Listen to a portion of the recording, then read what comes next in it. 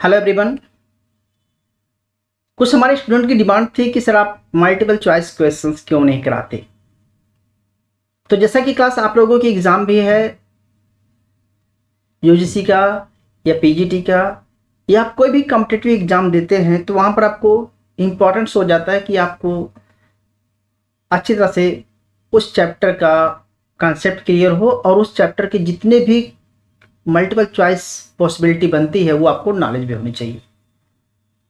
तो class multiple choice तो बहुत है, जितने मर्जी बना लो, लेकिन आपकी अगर कंसेप्ट क्लियर है तो आप भी कोई भी क्वेश्चन को सॉल्व कर सकते हैं। तो इसी सब बातों को मैं माइंड में रखते हुए क्लास आप लोगों के लिए, स्टूडेंट बेसिकली जो यूजीसी की तैयारी कर रहे हैं उनके लिए मैं एक सीरीज स्टार्ट कर रहा हूँ। इस सीरीज में मैं हर एक पेपर को कवर करूँगा। तो अभी मैं इंटरनेशनल स्टार्ट कर रहा हूँ। इंटरनेशनल के पहले हम चैप्टर को पढ़ाया करेंगे, उसके बाद उस चैप्टर से रिलेटेड कुछ क्वेश्चन को हम सॉल्व करेंगे और उम्मीद करूंगा कि आपको हर क्वेश्चन का आंसर खुद में खुद समझ में आ जाएगा जब आप चैप्टर की समरी को पढ़ लेंगे। तो ये हमारी स्ट्रेटजी होगी क्लास पढ़ने की। तो मैं आप लोगों के लिए सीरीज जो स्टार्ट कर रहा हूँ मैं इसे कंटिन्यू करूँगा। मैंने वादा किया आपके बच्चों से। तो सबसे पहले इंटरनेशनल करूंगा, इसके बाद माइक्रो, मैक्रो, पब्लिक फाइनेंस, जितने भी पेपर हैं सबका हम समरी बनाएंगे पहले हर चैप्टर की क्लास, और हर चैप्टर की समरी बनाने के बाद उसमें नीचे ऑब्जेक्टिव टाइप क्वेश्चन भी कराएंगे। फिर आपका प्रीवियस ईयर क्वेश्चन इसमें इंक्लूड रहेगा। तो मैं चाहता हूं कि हम स्टार्ट करें आपके साथ, और आज मैं इंटरनेशनल स्टार्ट कर रहा हूँ क्लास। और इंटरनेशनल की जो पहली थ्योरी है एडम स्मिथ की थ्योरी है, क्लासिकल थ्योरी की बात करते हैं क्लास। तो हम आज से स्टार्ट कर देते हैं। जो हमारा पहला टॉपिक है क्लास वो है थ्योरी ऑफ इंटरनेशनल ट्रेड। और थ्योरी ऑफ इंटरनेशनल ट्रेड की जो सबसे मोस्ट इंपॉर्टेंट थ्योरी है, सबसे पहले जो थ्योरी है जिसे क्लासिकल थ्योरी बोलते हैं, उस क्लासिकल थ्योरी में फर्स्ट थ्योरी जो है एडम स्मिथ की थ्योरी आती है। क्योंकि एडम स्मिथ ने ही सबसे पहले इकोनॉमिक्स वेल्थ ऑफ नेशंस लिखा था। तो उसमें इन्होंने इस बात का फोकस किया था कि एक कंट्री को किस गुड्स में स्पेशलाइजेशन करना चाहिए, जिसके पास उसके पास रिसोर्सेज उसमें करना चाहिए, और उस गुड्स का एक्सपोर्ट करना चाहिए जो उसे चीप बना सकता है, और उस गुड्स को इंपोर्ट करना चाहिए जो उसे कॉस्टली बना सकता है। इससे क्या होगा कि दोनों कंट्री का एडवांटेज होगा, जिसे वो एब्सोल्यूट एडवांटेज की बात करता है। तो क्लास इन सब बातों को माइंड में रखते हुए मैं आपको पहले समरी देता हूं और फिर उसको एक्सप्लेन करता हूं। तो चलें स्टार्ट पढ़ते हैं क्लास। सबसे पहले देखिए कि स्क्रीन पे आपको विजुअल हो रहा होगा मेरे। मैंने कहा कि जो हम सबसे बड़ी बात है कि देखो इंटरनेशनल ट्रेड थ्योरी को क्लास के हम लोग कंफ्यूज हो जाते हैं। तो ये मैं आपको बताना चाहता हूँ कि क्लासिकल थ्योरी है, क्लासिकल थ्योरी 2 पार्ट्स में डिवाइड है class. Absolute advantage theory of international trade is David Ricardo, Adam Smith, and competitive advantage theory international trade of Ricardo. So जहां पर क्लास बात आएगी कंपेटिटिव की, वहां पर आप क्या करेंगे, जहां पर बात कंपेटिटिव की आएगी वहां पर आप, जहां की बात आएगी कंपेटिटिव की, तो आप समझना कि हम बात कर रहे हैं रिकार्डो की थ्योरी की बात करें। और जहां पर बात आएगी एब्सोल्यूट लिखा रहेगा, उसे समझ लेना कि वो थ्योरी किसकी बात कर रहा है, एडम स्मिथ की बात कर रहा है। क्लियर? इतना समझने के बाद क्लास हम थोड़ा सा और आगे चलते हैं और हम ये बताते हैं कि इस थ्योरी में बिग पॉइंट क्या थे। तो थोड़ा सा डेविड रिकार्डो भी यहाँ पढ़ लेते हैं। डेविड रिकार्डो ने क्लासिकल थ्योरी को, इसे कंपेटिटिव एडवांटेज थ्योरी बोलते हैं क्लास। यहाँ पर कंपेटिटिव एडवांटेज है, 1817 में आई थी, समझना, क्योंकि 1776 में सबसे पहले वेल्थ नेशन था, इसके बाद 1876 में आई थी। और इन्होंने भी ये कहा कि हम उस चीज़ का एक्सपोर्ट करेंगे जिसमें एब्सोल्यूट एडवांटेज हो। तो यहाँ पर इन्होंने कंपेटिटिव एडवांटेज की बात किया। हम आपको डिस्कस करेंगे जब कंपेटिटिव एडवांटेज पढ़ाएंगे तो किस तरह से कंपेयर करते हैं, और कंपेटिटिव एडवांटेज और एब्सोल्यूट एडवांटेज में डिफरेंस क्या है हम आपको ये भी पढ़ाएंगे। ठीक है। अच्छा, दूसरी बात कि ये भी थ्योरी जो है, सब थ्योरी जो है फ्री ट्रेड की बात करते हैं क्लास। ठीक है, ये थ्योरी भी फ्री ट्रेड की बात करते हैं, इतना ध्यान देना आपको। हम बहुत डेप्थ में नहीं जा रहे हैं, आपको रफली आइडिया दे रहा हूँ क्लास। तो बेसिक पॉइंट क्या थे किसके, हमें बेसिक पॉइंट्स पढ़ने हैं। और सबसे जो बेसिक पॉइंट है आपको देखना है कि एडम स्मिथ थ्योरी का। तो क्या करता है class Adam Smith theory, first आप देखिए, फर्स्ट थ्योरी ये थी, और इन्होंने कहा कि स्पेशलाइजेशन की बात। ओके, और स्पेशलाइजेशन मतलब होता है कि जो लेबर या कैपिटल जो कंट्री के पास है उसमें स्पेशलाइजेशन करे, जो उसे सस्ता से सस्ता बना सकता है। डिवीजन ऑफ लेबर की बात करता है, यानी कि लेबर को डिवाइड कर दो। क्यों? उससे क्या होगा कि जब लेबर का डिवीजन हो जाएगा तो लेबर की प्रोडक्टिविटी क्या हो जाएगी क्लास, बढ़ जाएगी। जब प्रोडक्टिविटी बढ़ जाएगी तो आपका क्यू यानी कि प्रोडक्शन बढ़ेगा। प्रोडक्शन बढ़ेगा तो आपके पास एक्सपोर्ट भी बढ़ेगा, तो आपका इंपोर्ट आएगा, और इंपोर्ट आएगा तो आपकी कंट्री का जीडीपी बढ़ेगा। जब आपकी कंट्री का जीडीपी बढ़ेगा तो आपका स्टैंडर्ड लिविंग इकोनॉमिक ग्रोथ होगा। तो बेसिकली इकोनॉमिक ग्रोथ या इकोनॉमिक डेवलपमेंट करने के लिए वी नीड ए स्पेशलाइजेशन। ये मेन कंसेप्ट था डेविड एडम स्मिथ का, और उन्होंने 76 में जो वेल्थ ऑफ नेशंस लिखा तो उन्होंने बताया कि एक कंट्री तभी डेवलप कर सकती है जब वो फोकस करे अपने स्पेशलाइजेशन पे। तो याद रखना क्लास, जब भी स्पेशलाइजेशन की बात आएगी आप क्या मारेंगे क्लास, सबसे पहले एब्सोल्यूट एडवांटेज इस डेविड रिकार्डो। एक चीज और बता सकते, डेविड रिकार्डो का स्टेटमेंट आप पढ़ लीजिए, इसको मैं बताना नहीं चाहता। सिंपल यहाँ पर लिखा हुआ कि एक कंट्री उस चीज को प्रोड्यूस करेगी जो उसे चीप पड़ेगा, और उस चीज को इंपोर्ट करेगी जो उसे कॉस्टली पड़ेगा। That's it. क्लियर हुआ? नेक्स्ट पॉइंट है country specialization production they have absolute advantage, और उस चीज में स्पेशलाइजेशन करेगी जिसमें उसको एब्सोल्यूट एडवांटेज होता होगा। अभी आपको समझाएंगे एब्सोल्यूट एडवांटेज क्या होता है। इतना समझ आ गया क्लास? और हर थ्योरी जब भी आप एग्जाम देते हैं क्लास, तो ये तो मेन पॉइंट्स हैं, लेकिन एग्जाम्स बेसिक पॉइंट समझ लीजिए आप, ठीक है। तो डिवीजन लेबर हो गया, ये तो क्लियर हो गया आपका, और फ्री ट्रेड भी हो गया, कंट्री स्पेशलाइजेशन करेगी, ये सब आपको समझ आ गया। इतना मैं नहीं जाऊंगा डेप्थ में, चीजें बता रहा हूँ शॉर्टकट में, लेकिन आपको इनकी एजम्पशंस माइंड में रखनी पड़ेगी क्लास। अगर आपने एजम्पशंस समझ लिया तो आपका अधिकांश क्वेश्चन सही से आते हैं। तो याद रखना, ये कहता है क्लास कि देयर इज ओनली 2 कंट्री लेता है, ठीक है। इसका सबसे मेन है कि ये सिर्फ 2 कंट्री की बात करता है, याद रखना। और ये कहता है कि ये प्रोडक्शन जो है 2 कम्युनिटी का XY जो भी करेगा। लेबर कहता है कि लेबर सिर्फ यहाँ पर लेबर है, कैपिटल की बात नहीं करता, हमेशा लेबर की बात करता है। लेबर जो यहाँ पर फैक्टर क्या है, लेबर है, यानी कि हर यहाँ पर कैपिटल नहीं है। वो कहता है कि जैसे अमेरिका के पास लेबर है तो लेबर यूज करेगा, और दूसरी कंट्री के पास भी लेबर है, लेकिन उसे देखना है कि वो चीप क्या बना पा रहा है, एक्स में वाई में कौन से क्या चीज सस्ता बना पा रहा है, ठीक है। अगला क्लास कि ऑल लेबर और होमोजीनियस लेता है, ओके। लेबर सप्लाई टेक्नोलॉजी सब कुछ अनचेंज है। Goods law of constant return to scale है, क्योंकि याद रखना ये law of constant return scale की बात करता है, ठीक है। दूसरा क्लास होता है कि वाटर सिस्टम की बात करता है ये, और 2 कंट्री में फ्री ट्रेड है, लेकिन याद रखना कि एक कंट्री से दूसरी कंट्री में लेबर नहीं जाएगी। विद इन कंट्री है लेकिन दूसरी कंट्री में नहीं जाएगी, और यहाँ पर फैक्टर आर फुली इम्प्लाइड। और देखो सबसे बड़ी बात है क्लास की, ये क्लासिकल थिंकर थे। जब क्लासिकल थिंकर की सबसे बड़ी बात क्या थी आप जानिए, तो वो एक तो हमेशा बात करते थे कि एब्सेंस ऑफ गवर्नमेंट, ठीक है, एब्सेंस ऑफ गवर्नमेंट, वो गवर्नमेंट को नहीं मानते थे। दूसरा मानते थे वो परफेक्ट कंपटीशन। तो परफेक्ट कंपटीशन का मतलब ये होता है कि एब्सेंट ऑफ गवर्नमेंट। दूसरा मानते थे कि फुल एम्प्लॉयमेंट, ठीक है। तो फुल एम्प्लॉयमेंट इनकी थी फुल एम्प्लॉयमेंट, यानी कि फुल एम्प्लॉयमेंट का मतलब होता है कि हर लेबर फुल यूटिलाइजेशन हो रहा है, all resources full utilization. Full employment का मतलब ये होता है। इतना समझ आ गया? ओके। अगर हम एजम्पशंस के बाद क्लास हम इनके मेन पॉइंट पे आएंगे। देखिए एब्सोल्यूट एडवांटेज कैसे निकालते हैं। वो कहता है क्लास, बहुत शॉर्टकट में कहते हैं, वो कहता है कि जैसे जापान है और यहाँ पर इंडिया है, तो इंडिया को दोनों के कंट्री के पास लेबर ही, यहाँ पर लेबर दोनों कंट्री के पास है क्लास, अभी हम कैपिटल पर नहीं है, लेबर दोनों के पास है।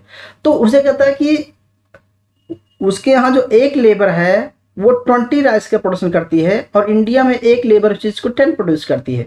और इसी तरह से अगर टी की बात करें यानी कि दूसरे गुड्स की बात करें, तो जापान उसे 20 लेबर चाहिए, तो या 20 आर्ट्स चाहिए, 20 लेबर चाहिए, और उसमें 20 इंडिया में, ठीक है। यानी कि कहने का मतलब है कि एक लेबर हम एक मान चलो एक लेबर है, तो एक लेबर जापान में 20 गुड्स का प्रोडक्शन करती है, यहाँ पर 10 का करती है।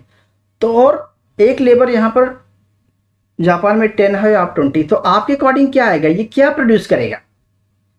तो आपको सीधा से दिख रहा है कि टोटल कंट्री का प्रोडक्शन, तो वर्ल्ड में पूरा प्रोडक्शन दोनों मिला के 30-30 हो रहा है क्लास, ओके, चाहे आप ऐसे जोड़ लीजिए चाहे ऐसे जोड़ लीजिए। लेकिन मेरा यहाँ पे कंसर्न ये है कि वो कहता है कि जो सस्ता बना पा रहा है, तो देखो सस्ता कौन का बना पा रहा है, तो हम कैसे कंपेटिटिव निकालेंगे, ये देखना है कि इसमें चीप कौन सा बना पा रहा है। तो देखो हमें पता था, हमें पीछे देखा कि जो सबसे सस्ता बना पा रहा है वो इंडिया क्या बनाएगा, इंडिया को प्रोडक्टिविटी ज़्यादा है उसमें टी में, और उसकी जापान की प्रोडक्टिविटी है 20, एक लेबर 20 बना रहा है, एक लेबर 20 बना रहा है, तो बेटर होगा कि 20-20 का प्रोडक्शन करेगा, यानी कि जापान राइस का प्रोडक्शन करेगा, इंडिया टी का प्रोडक्शन करेगा। तो ठीक है, तो जापान का राइस प्रोडक्शन करेगा, तो 40 कैसे आ गया बोले क्लास, तो 40 ऐसे आ गया कि कहने का मतलब है यहाँ पर है कि वो 10 लेबर है, तो अगर इसको निकाल लेंगे, एक लेबर 10 बनाती है, ठीक है, अगर उसको एक लेबर यहाँ चली जाएगी, यहाँ से लेबर निकाल लेंगे, जापान में अगर टी से लेबर निकाल करके आप यहाँ देंगे तो ये 40 बनाएंगे, क्योंकि 2 टाइम है, और ये भी 40 बनाएंगे। Clear, okay. तो 40-40 का प्रोडक्शन करेगा या इतना बनेगा। इसी तरह से क्लास हमें बात करना है कि 40-40 का प्रोडक्शन करेगा, तो उसको रिक्वायरमेंट कितनी है क्लास, उसको तो 20 चाहिए, उसको तो एक कंट्री को 20 ही कंजप्शन है, तो 20 क्या करेगा, एक्सपोर्ट करेगा। ठीक है, यानी कि हमारे क्या मतलब है कि हमारे उसके पास 20 तो है ही है, 20 है, तो उसको 20 चाहिए, 20 प्लस हो गया, और उसको 20 चाहिए, 20 प्लस हो गया। लेकिन अगर खुद से बनाता तो सिर्फ क्या बनाता क्लास, खुद से बनाता तो 10 ही बना पाता ना, तो इसका 10 ही माइनस हुआ। लेकिन अभी फायदा कितने हो जाए उसको, 20 का, अगर 20 के बदले 20 होगा तो दोनों को 20-20 का फायदा होगा, तो 10-10 को दोनों को फायदा हो जाएगा क्लास, सही सही पूछा जाए तो। ओके, तो हमारा कहने का मतलब है यहाँ पर कि ये सिर्फ एब्सोल्यूट क्वांटिटी की बात करता है क्लास, परसेंटेज की बात नहीं करता है, हम लोग क्वांटिटी की बात करता है। एब्सोल्यूट का मतलब होता है कि पॉइंटों में लेना है, कि एक के बदले एक, जैसे उसके पास 20 था क्लास पहले, 20 और 10 था, इंडिया के पास पहले कितना था, 10 प्लस 20 था। अभी क्या हो गया, इसके पास कितना हो गया क्लास, यहाँ से कट गया, ये 40 हो गया, लेकिन उसको चाहिए कितना 20, तो 20 एक्सपोर्ट करेगा, 20 के बदले उसको 20 मिलेगा, पहले 10 ही था उसको 10 और मिल गया, बस यही था क्लास। बेसिकली वो कंपेयर करना चाहता है दो कंट्री के एब्सोल्यूट एडवांटेज को। ठीक है, तो इसमें दोनों को एब्सोल्यूट एडवांटेज हो रहा था। लेकिन क्लास सबसे बड़ी बात है कि हर थ्योरी में कोई न कोई प्रॉब्लम होती है, हर कोई थ्योरी की कोई न कुछ क्रिटिसिज्म होता है, तो आप इन क्रिटिसिज्म को याद करना है, आप ये बोलना कि भैया होमोजीनियस लेबर तो होती नहीं है, ठीक है, ट्रांसपोर्टेशन कॉस्ट की इग्नोर किया कि होता है, एजम्पशंस, तो यानी कि जितनी एजम्पशंस है उसको आप रिजेक्ट कर दीजिए क्लास।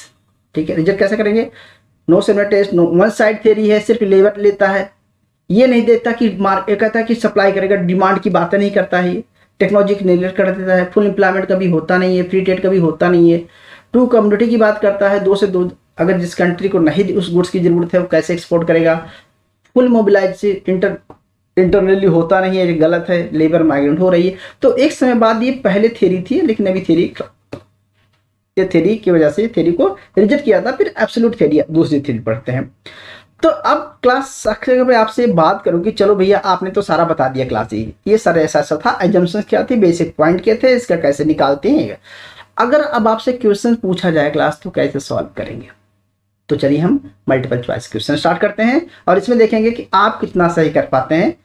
आंसर मैं बताऊंगा बाद में, पहले आप उसको सॉल्व कीजिए class. So ready for, okay sir class, it is a first questions, please answer बताइए।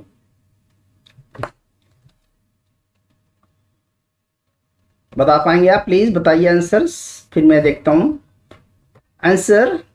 How is competitive advantage defined, तो सिंपल है कि कंपेटिटिव एडवांटेज डिफाइन कैसे होता है क्लास, तो आपको बताए थे कंपेटिटिव डिफाइन करने में, बता कि जो कंट्री स्पेशलाइजेशन करेगी, अगर हमारे पास एक्स ज़्यादा अच्छा बना पा रहा हूँ या वाई, अगर मैं वाई को एक्स ज़्यादा अच्छा बना पा रहा हूँ और चीप बना पा रहा हूँ तो मैं इसको बनाऊंगा, वाई अगर मेरे लिए कॉस्टली पड़ रहा है तो उसको मैं नहीं बनाऊंगा।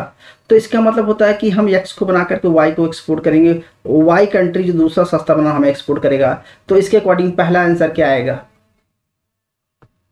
First answer. Okay, so first answer is first, clear है। Okay, next question class, what are the 4 factor of endowment, किसी भी कंट्री में नेचुरल रिसोर्सेस क्या होते हैं, तो what are the 4 factor of endowment, वही आंसर इज ए क्योंकि national resources, labour, physical capital, human capital, ये किसी भी कंट्री के लिए बहुत बड़ा रिसोर्स होते हैं, इसे संपदा बोलते हैं, फैक्टर। तो एडम स्मिथ यही कहता है कि जिस कंट्री के पास लेबर है या रिसोर्सेज हैं, उन्हीं की बेस पे डिफाइन करता है। जिसके पास ह्यूमन कैपिटल है, जैसे इंडिया के पास ह्यूमन कैपिटल ज़्यादा है या लेबर ज़्यादा है, तो किसी कंट्री के पास ह्यूमन कैपिटल नहीं है, तो हम ज़्यादा डिफाइन आ करके इसका आंसर हमारा क्लास क्या हो रहा है, answer is first. Clear? Okay, next लेते हैं class. No trade will be, no trade, a no trade would, no trade world will have which is the following characteristics. बताओ क्या होगा? कोई ट्रेड नहीं होगा। Country will have same relative endowment of the for production. अगर पहला option बताइए, अगर दोनों कंट्री के पास, अगर कंट्री के पास class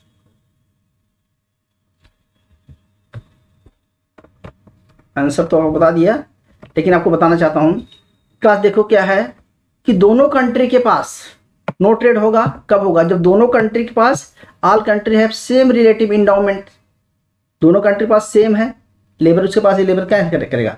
consumer across country will have identity the homogeneous state, दोनों का होमोजीनियस एक ही है भाई, हमें तो कैसे होगा? There will be no destruction of the externalities, कोई एक्सटर्नलिटीज हो ही नहीं रही है। तो कहने का मतलब है कि ऑल ऑफ एबव आ गया क्लास। ऑल ऑफ एबव का मतलब होता है कि अगर ये चीज़ें पाई जाएंगी तो दो कंट्री में कभी ट्रेड नहीं होगा। क्यों नहीं होगा? रीजन क्या है? क्योंकि हमारी जो हम होमोजीनियस है, दोनों के पास लेबर है, दोनों ही एक्स को सस्ता बना पा रहे हैं या दोनों वाई को चीप बना पा रहे हैं, तो क्यों लेंगे, एक्सपोर्ट्स करेंगे। और दोनों के पास लेबर कैपिटल है। Clear class? तो रिकार्डो ये कहता है कि तभी तो ट्रेड होगा। एडम स्मिथ कहता है कि ट्रेड होगा ही नहीं। ट्रेड तभी होगा जब दोनों कंट्री का जो रिसोर्सेस है वो डिफरेंट हो। क्योंकि हम शुरू में बताते हैं कि वाई भी ट्रेड क्यों होता है, क्योंकि डिफरेंट कंट्री में डिफरेंट रिसोर्सेज होते हैं, डिफरेंट कंट्री में डिफरेंट डिमांड होती है, और उसको फुलफिल करने के लिए एक कंट्री दूसरे से एक्सपोर्ट इंपोर्ट करती है। लेकिन जब खुद ही फुलफिल कर पा रही है, सेम चॉइस है, तो फिर कैसे एक्सपोर्ट नहीं होगा? ओके, वहां पर export already absence of export होगा। So class, next question. A nation conduct international trade because, simple है कि एक कंट्री दूसरे कंट्री के साथ इंटरनेशनल ट्रेड क्यों करती है? ठीक है, because same national production of thing while other production of other things, reverse resources are not equally distributed among the all country, ये भी सही है। Trade enhance opportunity to increase profit, ये भी सही है। या interest rate are not identical all the things nations, reason क्या प्लस है? तो अगर सेम प्रेफरेंस आएगा तो होगा नहीं। Resource are not equalize distribution है, हर एक कंट्री के पास नहीं है, तो ऑप्शन मेरे हिसाब से बी लग रहा है। Trade enhance opportunity to increase profit, सही है, भी सही है। आपका आंसर क्या लग रहा है क्लास, बताइए please. Okay, so your answer is B. Okay, because different resources, हमने बताया कि जिसके पास लेबर चीप है लेबर गुड्स बनाए, जिसके पास कैपिटल चीप है वो कैपिटल चीप बनाए। ठीक है, तो कहने मतलब यहाँ पर है कि जो जिसको सस्ता बना पा रहा है वो करेगा, तो क्वेश्चन नंबर 4 सही है। Next question, what are the first economic theory trade is, सबसे पहली बात पता है आपको, इसको बताने की जरूरत नहीं है, आंसर आपका ए आएगा। ठीक है, fifth, next question, mercantilist behave, जो वाणिज्यिक अर्थशास्त्री थे, बिलीव करते थे देन एक country could increase the amount of wealth it had by, क्या कर सकते क्लास? कि promoting export and dispromoting import, encouraging export, disc नहीं। तो बेसिकली वही चाहते थे कि हम ज़्यादा एक्सपोर्ट को प्रमोट करें एंड इंपोर्ट को डिस्करेज करें। तो आंसर बताइए उससे सही है, आंसर यही हो गया, आपको मिल गया आंसर ये। नेक्स्ट क्वेश्चन चला क्लास, प्लीज बताइए। According to Adam Smith the trade between country should happen, होना चाहिए। Okay, natural according to the market forces, under government regulation, using factor of availability, only one country has absolute advantage. So answer आपको मिल गया, क्योंकि हम पढ़ रहे हैं एडम स्मिथ। एडम स्मिथ किसकी बात करता है क्लास? एब्सोल्यूट एडवांटेज की बात करता है।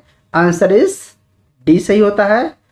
तो देखते हैं, answer is D. Okay, next question, if a nation has open economy it means that Nations allowed to private partnership, ownership of Capitals, A flexible exchange rate, has a fix exchange rate, conduct rate with other country.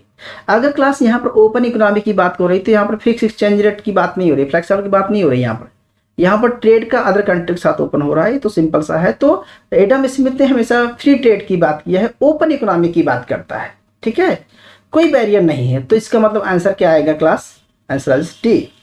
Clear. International trade force domestic firm because more competitive firms. क्यों international trade क्या है, focus करता है domestic firm को, क्यों, because more competitive firm, क्योंकि बताइए new product बनेगा, okay, product design quality change होगी, प्राइसेस प्रोडक्शन चेंज होगा, इसका मतलब सही है। इंटरनेशनल ट्रेड क्या कर रहा है, इंटरनेशनल हमारी कंट्री में क्या करता है कि जब हमारी कंट्री में बाहर से, देखो क्लास होता क्या है, इसको ऐसे समझ लीजिए कि जब हमारी कंट्री में बाहर से कोई गुड्स आता है, बाहर से कोई चीज़ इंपोर्ट करते हैं, मान के चलो, तो जब हम पहली बार इंपोर्ट करते हैं क्लास, तो उससे क्या होगा कि हमारा जो पैसा है, हमारा जो मनी है बाहर जाता है ना, लेकिन इंपोर्ट करने के बाद हमें वहाँ पे टेक्नोलॉजी मिलती है, उनकी टेक्नोलॉजी हमारे पास आती है, उस टेक्नोलॉजी से हम लर्न करते हैं, खुद स्किल्स क्रिएट करते हैं, फिर हमारी स्किल डेवलपमेंट हो जाती है, हम धीरे धीरे उस चीज़ को बनाना शुरू कर देते हैं, कॉम्पिटिटिव इन्वायरमेंट हो जाता है, और एक इससे क्या होगा कि हमारा प्रोडक्शन बढ़ता है, हमारी प्रोडक्ट क्वालिटी बढ़ती है, हमारा प्रोडक्ट प्राइसेस हमारी कंट्री के बढ़ते हैं, और हम धीरे धीरे उस चीज़ को एक्सपोर्ट करना स्टार्ट कर देते हैं। तो इनिशियल स्टेज में तो नहीं, लेकिन आफ्टर सम टाइम जो है इंटरनेशनल ट्रेड क्या करता है, एक कॉम्पिटिटिव इन्वायरमेंट देता है, ठीक है। So answer is D. तो theory absolute advantage given by, बताने की जरूरत नहीं है, Adam Smith, okay. The theory absolute advantage बताइए क्लास, इसमें 4 ऑप्शन है, क्या सही है,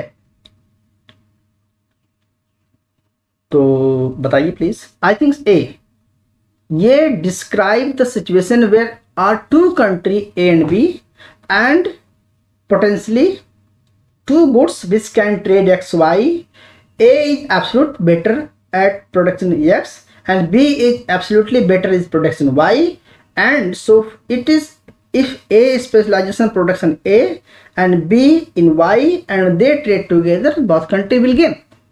तो यानी कि अगर मैं कहूँ क्लास, एक बहुत सिंपल सी बात आपको बताऊं कि आप इतना ही रट लीजिए क्लास, आपको इतना ही आ जाए समझ में, अगर इतना ए ऑप्शन आपके समझ में आ गया तो यही ए ऑप्शन आपके लिए बहुत इंपॉर्टेंट है, और ये इसी ए ऑप्शन में आपका सारा आंसर है क्लास। क्लियर। और यही पूरी थ्योरी का निचोड़ है। Which of the following economics regard the having development theory of comparative, तो रिकार्डो का था, इसको बताने की जरूरत नहीं है। International trade leads to following gain, सही है, अलग हायर, देखो हायर प्रोडक्शन हायर इकोनॉमिक्स होगा, इनकी प्रोडक्शन होगा। रिकॉर्डिंग थ्योरी एज्यूम परफेक्ट, क्या देखो रिकॉर्डिंग थ्योरी और क्लासिकल थ्योरी दोनों एक थी एडम स्मिथ की, तो दोनों ने क्या किया था class, with in country yes, between the country no, both within and between other country no। Answer क्या है, क्या assumption थी रिकॉर्डिंग थ्योरी की, तो मेन थ्योरी यहां पर है कि आंसर बताइए, विद इन कंट्री मोबिलाइज हो सकते हैं लेकिन अदर कंट्री मोबिलाइज नहीं हो सकता class. A free trade area under block where, we लोग की यहां पर कह रहा है क्लास, ब्लॉक वेयर, क्वेश्चन पढ़ लीजिए आप, समझ आएगा।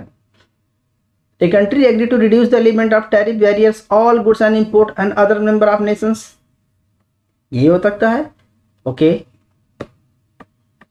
मतलब जो ब्लॉक बनाते हैं, फ्री एरिया बनाते हैं, वो क्या होता है क्लास कि जब बाहर की गुड्स, बाहर के, हम आपस में तो क्लोज है, आपस में कोई बैरियर नहीं लगाएंगे, लेकिन किसी दूसरे कंट्री के साथ हम उसको बैरियर्स लगाएंगे, तो फ्री ट्रेड एरिया वो होता है, ठीक है। तो आंसर ए सही है, ज़्यादा जस्ट नहीं जाना है। Adam Smith has theory as advantage reassigns that specialization of production which lead to greater efficiency. He gave all of following reason except, इसने सब दिया, एक रीजन नहीं दिया, बताओ क्या है, कि बोलता कि एब्सोल्यूट एडवांटेज क्या करेगा, एक रीजन नहीं क्लास, आंसर बताइए। A labor could become more skills by repeating the same task, of course, क्योंकि एफिशिएंसी बढ़ेगी। Special labour would be immigrate to country better able to their skills, हमने रोक रखा है। Long production use learns provide the incentive to develop to the more effective work and methods, labour would not be time to switching from the production of one kind the production of other production. इसका मतलब क्या कहना चाहता है कि इसका answer class देख लीजिए, आंसर इसका बी है, क्योंकि हम यहाँ पर हमने कहा कि लेबर जो है क्या है, इमिग्रेंट नहीं हो रही एक कंट्री से दूसरी कंट्रीज में, तो इसका ऑप्शन में बाकी चीज़ों से क्या होगा कि स्पेशलाइजेशन से लेबर का प्रोडक्शन और प्रोडक्टिविटी सब कुछ बढ़ेगी, उसकी एफिशिएंसी बढ़ेगी, उसका प्रोडक्शन बढ़ेगा। ठीक है, ये आपका आंसर था class. The basic trade between two country lines that is, क्या होता है class, different of in resources endowment. Okay, thank you. उम्मीद करता हूँ क्लास कि आपको ये सारे क्वेश्चंस बहुत इजी लगे होंगे। आप इसमें से बहुत सारे क्वेश्चंस ऐड कर सकते हैं, लेकिन मैंने अभी ऐड नहीं किया है। आज के लिए क्लास इतना ही काफ़ी है स्टूडेंट। आपको ये थ्योरी पसंद आई होगी, समझ में आया होगा। ठीक है, अगर फिर भी कोई क्वेरीज हो तो प्लीज़ कमेंट बॉक्स में मैसेज करना और हम क्वेश्चन को डिस्कस करेंगे। ठीक है, thank you for watching my video and we will meet next class. Thank you.